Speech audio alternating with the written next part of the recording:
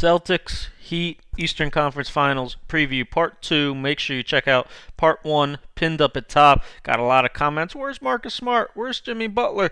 I told you it was coming in part 2. Relax, here it is. We'll also dive into some of the key plays for both teams. Make sure you follow and subscribe. Let's dive into it. First of all, you may have seen Brad Stevens saying the Heat probably the closest team in the East that we've seen to the Warriors with regard to their cutting and shooting, but you may not have noticed Brad Stevens said that yesterday.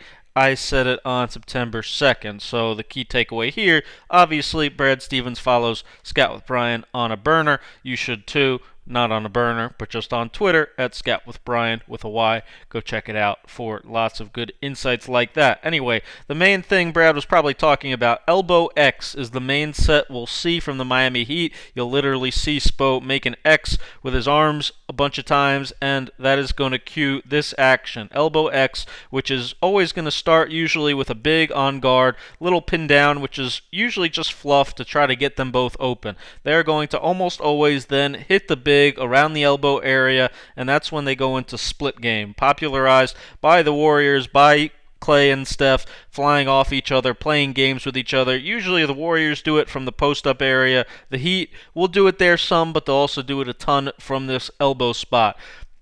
Again, guard split game. Split game is basically two-man game with the guards reading and reacting each other. There's no exact set thing they're supposed to do every time. They can down screen, they can back screen, they can split, they can flare, they can do a whole bunch of different things out of it. It's basically just reading their man and reacting. You'll see here, this time, Kendrick Nunn is going to down screen for Duncan Robinson and see Marcus Smart hanging in there like he's going to switch. So Kendrick Nunn slips right to the rim and really was wide open. Bam usually sees this. He just happened to miss it here. Boston, though, look for them to do a lot of this in this series. They kind of cheat this a little bit in that Duncan Robinson will fly off, because he's the big-time shooter, obviously, for these dribble handoffs with Bam. And they like to have the guy guarding Bam, Tice right here, switch onto Duncan Robinson. So here, you're going to see exactly that happen. Tice switches even as Bam fakes the DHO. Robinson is switched onto by Tice. Smart now has the ball in Bam, and it's his job to contain him, which he does a pretty good job of on that possession. Here we see it again. None on Robinson. This time Hayward's going to switch onto Robinson. So Robinson's going to read and back cut that. And then that's when Bam is super dangerous passing from here. So is Olynyk. You got to have good ball pressure on him or they'll pick you apart hitting those back cuts. You can't also let Duncan Robinson get to the rim. Here we see Drogic pinning on Hero. A lot of guys that can play out of this action. And then here we see the confusion set in for Boston. Looks like Semi was going to switch onto Hero on the handoff, but Tatum kept coming. Now we have two on the ball. Now Canner has to come in off the corner. Now Derek Jones gets an open corner three. Got to talk it out. Got to know exactly what your game plan is. You see here again, Drogic, Hero. Hero this time is going to come all the way off the pin down, but Olynyk this time, again, like Bam earlier, seeing that Boston was trying to switch Jaylen Brown onto Hero here. He's going to fake the dribble handoff and go, leading to Wanamaker having to come in to stop the ball and Drogic getting a wide open look from three. Even if it's not out of elbow X, pretty much any time Miami hits a big within their offense, they are going right into that same action. We saw a lot of it in the first video. Here we see it again. Kelly Olynyk, just within the flow of their offense. He catches the ball in this pinch post area immediately. They go into splits. Here, Crowder pins down for Duncan Robinson. Kemba does a great job pursuing. Duncan's going to hit the big. Your job's never done. You got to stay into his body. You got to stay physical because he is always working to get open, always trying to set up his cut, fly off for a dribble handoff. This time he's going to back cut. Good job by Kemba taking it away. But look at the weak side even. Here, Crowder right here setting a down screen on Nunn. Hayward does a good job on Nunn too, not open, but Miami keeps the ball moving. There they go, dribble handoff with Crowder. This was probably the best defense I've seen Boston have. You want to force Bam into those late clock jumpers. This one looked a little bit like elbow X, a little bit of a decoy set for them, but here we see what you can't have against Duncan Robinson. Hayward disconnected from him off the body, and then that's when, if you're like that, if you play him soft, if you're not physical with him, he will come off these dribble handoffs. If you go underneath, he will absolutely destroy you. You can't make him look like Clay and Steph, because he can look like that if you give him wide open looks coming off these actions. He is a phenomenal shooter. Off a staggered screen here, again, not open. What does he do? He hits Kelly Olynyk, but what happens? Like I said, anytime they hit a big, they are into that split game action. So right away, Duncan Robinson is going to set a back screen. He's going to slip it. Hayward a little late switching onto him, gives him a three. Again, your job is never done. They are big-time motion offense, Indiana Hoosiers type team. They do not stop moving, reading, and reacting. Big-time three. For Boston, the main thing you'll see out of them is what I call almost dive delay, but for them it's their dive set. They are going to dive, usually the four-man Jaylen Brown here, out of the picture to the opposite corner. Guard's going to hit the wing, cut strong side corner, big gets open, and then we're right into delay action, Chicago action, a pin down into a DHO. You see here for Kemba, coming off Hayward's pin down, right into Tice's DHO, trying to turn the corner, five-man rolls, wing pops behind, Hayward gets a pretty good look from three. Here we see, again, Tatum's going to dive out, hit Tice. This time Kemba's going to come up and set the back pick. Again, split game. Same, it's always a read. You have the option, down screen, back pick like Miami. Similar type movement offense here in this set. Kemba sets the back pick here, and then he's going to come off for the handoff himself. End up getting fouled on the rack attack. Again, you see Kemba cutting strong corner. This time, again, setting the back pick. This time they hit Jaylen Brown off the back pick, as Stevens even pointing it out. Gets Brown a layup. Here they dive Brown out, hit. This option, they actually have an X option too. This one, they call X out of it, and it's going to be into a high split. So instead of the split being low here from the corner, now they're going to run it kind of like Miami does up top. Marcus Smart here pinning for Gordon Hayward. And if you drop against him, he can really make you pay. Again, when he comes back in this series, be a huge deal. They have some other wrinkles out of it as well.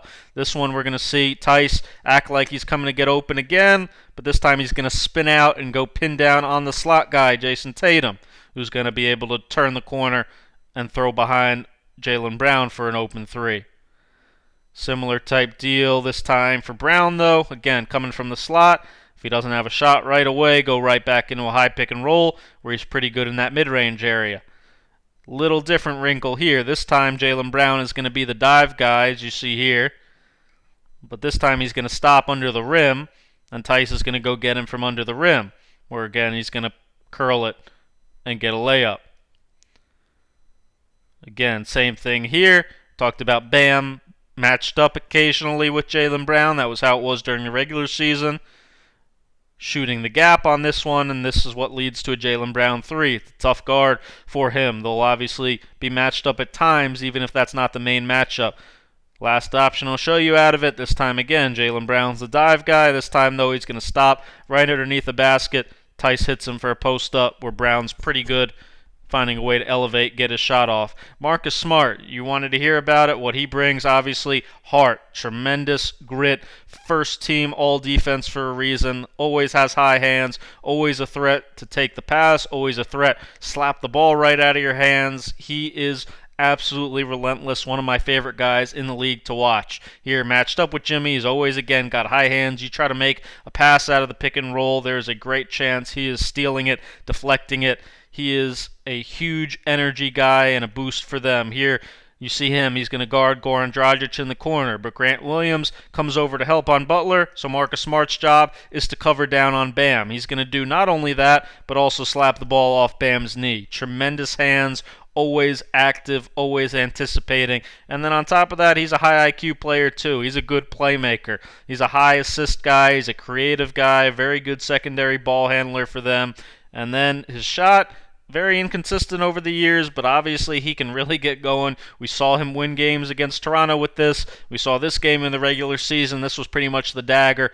Put them up 8 late. He can certainly make threes if you let him get going, but we know what he wants to do first and foremost is really inspire Boston with his energy, get on the floor for loose balls, win every 50-50 ball, come over, take charges, give his team energy that way. He will come over against anybody, be it Van Vliet or be it Bam Adebayo. As you see again, Marcus Smart here in the weak side corner. Great recognition, seeing on the ice.